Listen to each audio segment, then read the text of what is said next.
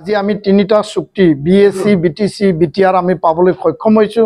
বড়ো ভাষা 8 শিডিউলত অন্তৰ্ভুক্ত কৰিবলৈ আমি সক্ষম হৈছো। আৰু উপেন ব্ৰহ্মৰ মৃত্যুৰ পিছত 1991 মে তেখেতক আমি বড়োফা হিচাপে আমি সোঁৱৰণ কৰিছো, নামাকৰণ আমি দিছো বড়ো ৰাইজে।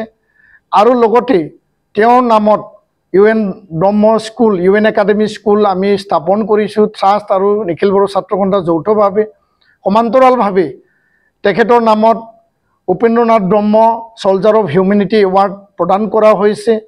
তেখেতক আগুৱাই লৈ যাবৰ কাৰণে তেখেতৰ যি লিভ এণ্ড লেট লিভ, জীয়াই থাকক আৰু জীয়াই থাকিবলৈ দিয়ক, আৰু পৃথিৱীত থকা বড়োসকলক একত্ৰিত কৰি পেলাই আগবাঢ়ি যোৱাৰ কাৰণে তেওঁ যি সংকল্প সপোন দেখিছিল, বিশ্ব দৰবাৰত বড়ো জাতিক প্ৰতিষ্ঠা কৰিব লাগে। আৰু আহি তেখেতৰ জন্মতিথি 31 মাৰ্চ আমি ছাত্ৰ দিৱস হিচাপে পালন কৰিছিলোঁ। বিটিআৰ চৰকাৰে সেই ছাত্ৰ দিৱস 2020ৰ পিছত তেওঁলোকে চৰকাৰীভাৱে পালন কৰা তেওঁলোকে আৰম্ভ কৰিলে। আৰু আহি অসম চৰকাৰে 2023ৰ পৰা ছাত্ৰ দিৱস হিচাপে সমগ্ৰ ৰাজ্যত মৰ্যাদা তেওঁলোকে প্ৰদান কৰিলে। আৰু এই কাৰ্যসূচীৰ লগত সংগতি ৰাখি অহা 1 মে তাৰিখে সন্ধিয়া 4-5 বজাত আমাৰ দিল্লী কাৰ্যসূচী সমাপ্ত হোৱাৰ পিছত সমগ্ৰ অসমত বিটিআৰত 5 লাখ মানে ইয়াত আমি চাকি বা মমবাতি জ্বলোৱা কাৰ্যসূচী প্ৰতিটো ঘৰত, প্ৰতিটো ৰাজহুৱা স্থানত আৰু প্ৰতিটো কাৰ্যালয়ত আমি নিখিল বড়ো ছাত্ৰ সন্থাই বা ৰাইজৰ গাঁৱৰ সহযোগত আমি একেলগে 5 লাখ মন্ত্ৰী প্ৰজ্বলন আমি কাৰ্যসূচী হাতত লৈছোঁ সমগ্ৰ অসমত। আৰু এটা কথা লগত জড়িত হ'ব বিটিআৰ বড়োলেণ্ডৰ আৰু অসমৰ প্ৰায় 15,000ৰো অধিক লোক একেলগে তেওঁলোকে ভাৰ্চুৱেল ব্যৱস্থাৰ যোগেদি সংযোগত থাকিব।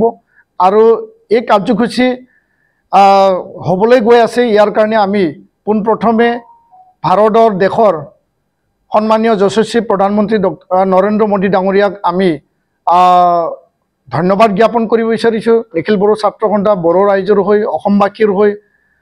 আৰু তেওঁৰ এই প্ৰচেষ্টাৰ বাবে এইটো সম্ভৱত হৈছে। আৰু লগতে দেশৰ গৃহমন্ত্ৰী অমিত শ্বাহ ডাঙৰীয়াৰ মানে পদক্ষেপত এই কাৰ্যসূচী বাস্তৱত ৰূপায়িত হ'বলৈ গৈ আছে। আৰু তেওঁ নিজেই মুখ্য অতিথি হিচাপে এই কাৰ্যসূচীত উপস্থিত থাকিব। আৰু ইয়াৰ কাৰণে দুয়োগৰাকী মহান যি নেতা, দেশৰ প্ৰধানমন্ত্ৰী ডাঙৰীয়া, দেশৰ গৃহমন্ত্ৰী ডাঙৰীয়াক আমি পুনৰবাৰ ধন্যবাদ, আমি কৃতজ্ঞতা আমি জ্ঞাপন কৰিছোঁ। উপেন ব্ৰহ্ম আপোনালোকে সকলোৱে জানে যে বড়ো জাতিৰ এজন বলিষ্ঠ পদক্ষেপ লোৱা এজন নেতা আছিল, আৰু যাক আমি বড়োফা হিচাপে সোঁৱৰণ কৰোঁ। আৰু দীঘলীয়া সময়ত বড়ো আন্দোলন, বড়ো জাতিৰ প্ৰতিষ্ঠাৰ কাৰণে, বড়ো জাতিৰ আত্মসন্মান, আত্মমৰ্যাদা আৰু বড়ো জাতিক বিশ্ব দৰবাৰত লৈ যোৱাৰ কাৰণে আমাৰ চিনাকি, আমাৰ কলা সংস্কৃতি, ভাষা, আমাৰ যি শিক্ষা, অৰ্থনীতি সকলো দিশত তেওঁ এটা আমূল পৰিৱৰ্তন, এটা ৰেভলিউশ্যন তেওঁ গণজাগৰণ গঢ়ি তুলিছিল। আৰু ৰাষ্ট্ৰীয় পৰ্যায়ত উপেন ব্ৰহ্মক আগুৱাই আনিবৰ কাৰণে নিখিল বড়ো ছাত্ৰ সন্থাই যোৱা 6 ডিচেম্বৰ 2024ত দেশৰ গৃহমন্ত্ৰী ডাঙৰীয়াক আমি পাৰ্লিমেণ্ট হাউচত স্মাৰক পত্ৰ প্ৰদান কৰিছিল। আৰু তেখেতে এপছুৰ 57তম অধিৱেশনত দত্তমাত যাই পেলাই প্ৰতিশ্ৰুতি দিছিল যে উপেন ব্ৰহ্মৰ নামত নতুন দিল্লীত এটা নাম, এটা মাৰ্ক, এটা ৰাস্তা নামাকৰণ কৰা হ'ব, ষ্টেচন নিৰ্মাণ কৰা হ'ব। আৰু অহা 1 মে 2025 তাৰিখে সেইটো বাস্তৱত গৃহমন্ত্ৰীৰ যি পোনপটীয়া পদক্ষেপত সেইটো হ'বলৈ গৈ আছে। আৰু পুনৰবাৰ এই সংবাদমেলৰ যোগেদি আমি গৃহমন্ত্ৰী ডাঙৰীয়া, দেশৰ প্ৰধানমন্ত্ৰী ডাঙৰীয়াক ধন্যবাদ জ্ঞাপন কৰিছোঁ। এইটো আমাৰ বাবে গৌৰৱৰ কথা। উপেন ব্ৰহ্ম অকল বড়োসকলৰ নেতা নাছিল, তেওঁ নিপীড়িত, শোষিত, বঞ্চিত, লাঞ্ছিত সকলো জাতি জনগোষ্ঠীৰ ভূমিপুত্ৰ অসমৰ বা জনগোষ্ঠী বা আন পিছপৰা জনগোষ্ঠীক সাহস প্ৰেৰণা যোগাইছিল।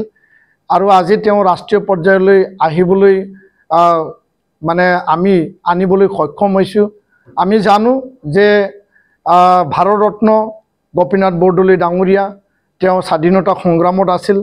আৰু তেখেতৰ মৃত্যুৰ পিছত নতুন দিল্লীত গোপীনাথ বৰদলৈৰ নামত এটা পদ নামাকৰণ কৰা হৈছিল তেওঁৰ সন্মানত। আৰু দ্বিতীয়গৰাকী অসমৰ সুযোগ্য সন্তান বুলি ক'ব লাগিব বলিষ্ঠ নেতা উপেন্দ্ৰনাথ ব্ৰহ্ম। আজি এই কৈলাশ কলনী যি লালা লাজপত ৰায় মাৰ্গ আছে, য'ত বড়োলেণ্ড হাউচ ইয়াত আছে, তাৰ কাষেদি যোৱা ইউ টাৰ্ণ এটা ৰাস্তা 835 মিটাৰ জোৰা 50 ফুট বহল, সেই ৰাস্তাটো উপেন্দ্ৰনাথ ব্ৰহ্মৰ নামত নামাকৰণ কৰাটো সৌভাগ্যৰ কথা। এইটো অসমবাসীৰ গৌৰৱ, এইটো অকল বড়োসকলৰ গৌৰৱ এইটো নহয়, অসমবাসী আৰু দেশৰ গৌৰৱ হয়। আৰু দেশ আৰু ৰাষ্ট্ৰ নিৰ্মাণৰ কাৰণে উপেন্দ্ৰ ব্ৰহ্মই জাতিটো আগুৱাই নিয়াৰ ক্ষেত্ৰত তেওঁ যি সংগ্ৰাম কৰিছিল তাৰে এটা স্বীকৃতি বুলি আমি ক'ব লাগিব। আৰু এইটোৱে আমি তেওঁক সন্মানিত জনোৱাটো দেশৰ বাবে গৌৰৱ বুলি মই ক'ব বিচাৰোঁ। ধন্যবাদ।